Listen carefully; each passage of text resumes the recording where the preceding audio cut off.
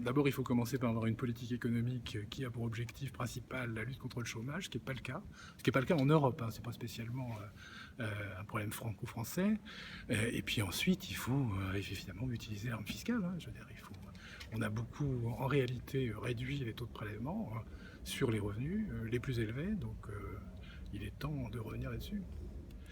Les inégalités, c'est pas quelque chose qu'on peut résoudre à court terme. C'est forcément un effort de longue haleine. Ce qu'il faut, c'est réorganiser l'économie pour qu'effectivement les mécanismes, en particulier les mécanismes de marché, affaiblissent pas les plus faibles. Ce qu'on observe assez spontanément quand on laisse jouer la concurrence, hein, sans aucune régulation.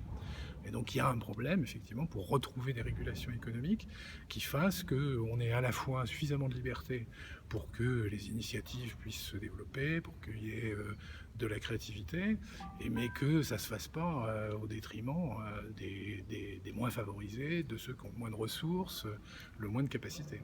Et ça suppose des réformes effectivement structurelles, alors qui ne sont pas du tout les réformes structurelles dont on parle aujourd'hui.